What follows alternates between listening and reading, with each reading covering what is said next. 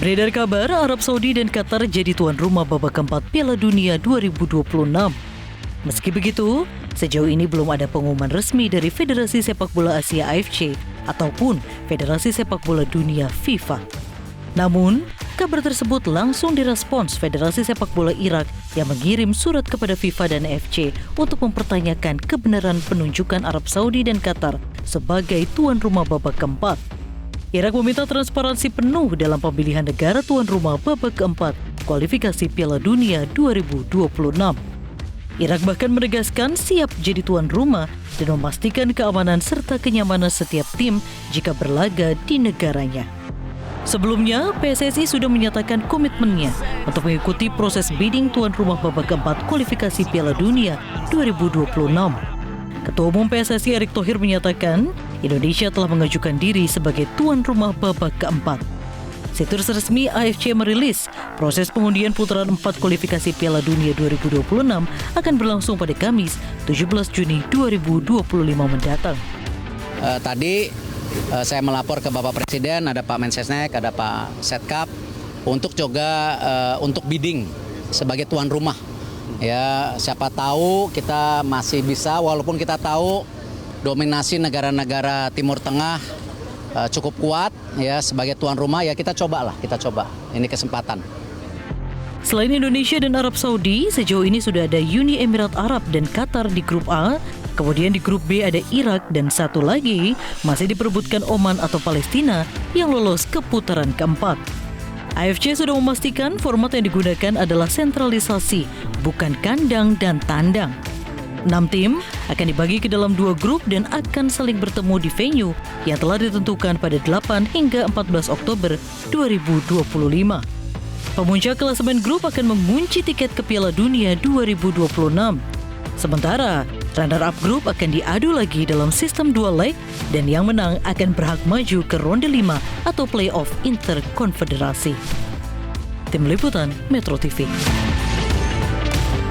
Ya pemirsa, kita akan lanjutkan kembali perbincangan bersama Bungkus dan juga Coach Neil. Nampaknya jelang babak keempat kualifikasi Piala Dunia 2026 Oktober nanti ini ada berbagai macam sorotan. Salah satunya tadi mengenai isu transparansi tuan rumah. Tapi sebelum kita membahas hal itu, Bungkus, kita kilas balik dulu ke tahun lalu, di mana di pertemuan pertama di GBK tahun lalu pada saat Indonesia melawan Jepang, tercatat Indonesia punya 3 peluang untuk mencetak gol dari Ragnar Oratmangun, Calvin Verdong, dan juga Pratama Arhan. Kita lihat terlebih dahulu bagaimana penampilan dari Oratmangun pada saat melawan Jepang tahun lalu.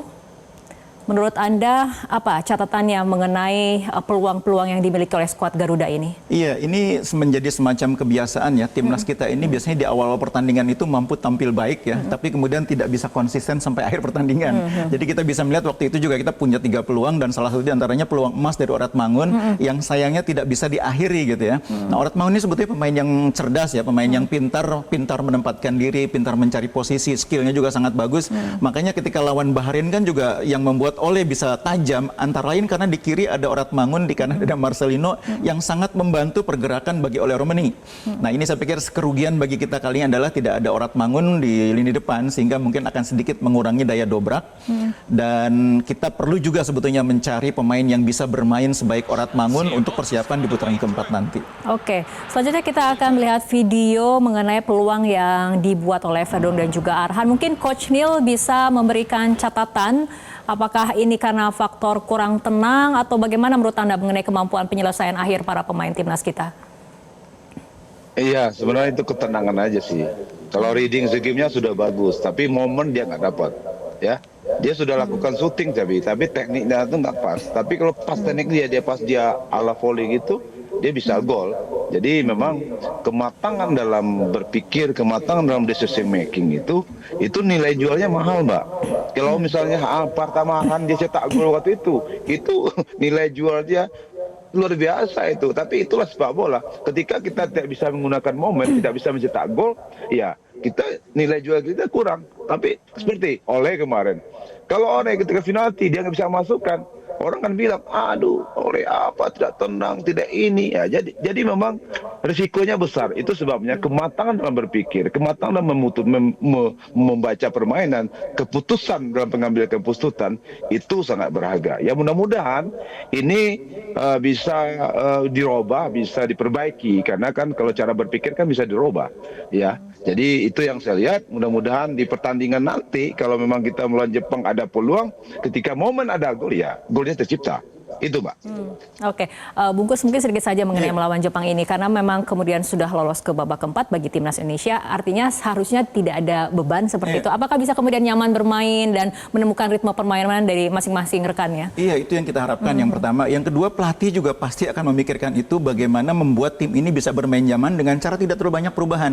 Perubahan akan ada, tapi istilahnya kerangka timnya nggak berubah. Main tetap 3-4-3, pemain-pemain kunci seperti Jai Ijes, Paulu Pesi di tengah, Tom Haye di depan oleh Roman, itu tidak akan diubah ya. Karena kerangka tim itu yang akan membuat tim ini bisa bermain seperti kemarin. Oke, baik. Nah, kita selanjutnya akan membahas mengenai kontroversi nih Bungkus dan juga coachnya serta pemirsa mengenai penunjukan tuan rumah babak keempat kualifikasi Piala Dunia 2026, karena kemudian kita ada rumor Arab Saudi dan Qatar ini akan menjadi tuan rumah, sementara Indonesia sendiri kan memang sudah mencalonkan diri untuk menjadi tuan rumah, dan kemudian Irak juga sempat melakukan protes ataupun meminta transparansi dari AFC dalam proses penentuan tuan rumah. Nah, Bungkus, ini mungkin pertanyaannya sama Bungkus dan juga Coach Neil mengenai isu transparansi di balik rumor penunjukan tuan rumah kualifikasi Piala Dunia 2026. Tanggapan Anda seperti apa nih, Bungkus? Jadi begini, kalau tuan rumah untuk event yang on progress, artinya yang kita nggak tahu siapa yang lolos, itu memang biasanya menjadi kemenangan yang namanya konfederasi, entah itu AFC, entah itu FIFA. Karena itu sebetulnya kita tidak perlu curiga berlebihan gitu ya. Karena memang bagi AFC maupun FIFA juga tidak mudah untuk menentukan. Mereka memastikan bahwa tempatnya cocok, tempatnya aman, kemampuan untuk menyelenggarakannya bisa, kemudian kondisi lapangannya memungkinkan. Waktunya terbatas, kan kita baru tahu siapa yang akan main itu nanti setelah pertandingan terakhir. Sekarang ini belum, masih ada Oman dan Palestina yang masih akan berebut. Jadi memang kita harus berpikir positive thinking, dimanapun kita main sebetulnya kita tidak masalah.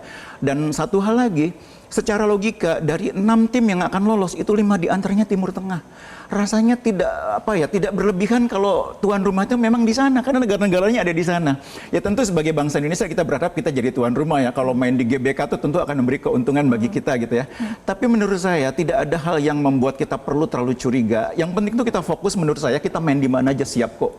Kita punya tim yang kuat, kita tim yang sedang berprogres dengan baik. Jadi kita tidak perlu membuat tim ini mengalami tekanan psikologis hanya karena faktor tuan rumah. Kita yakin aja. Oke, coachnya sendiri seperti apa? Karena kan saat ini AFC dan FIFA kan didesak untuk membuka secara transparan mengenai mekanisme pemilihan tuan rumah babak keempat. Tanggapan Anda, Coach Neil?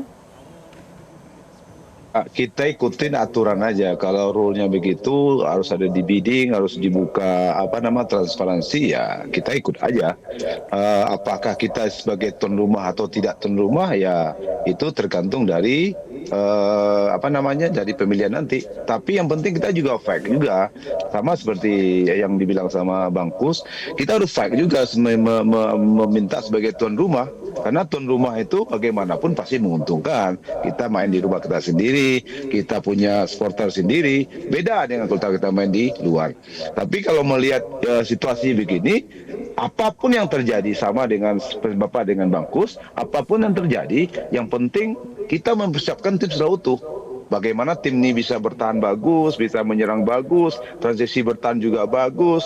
Terus nanti kita mempersiapkan tim ini, siapa pengganti A, pengganti B, pengganti C, Oleh nggak main, J.I.J nggak main.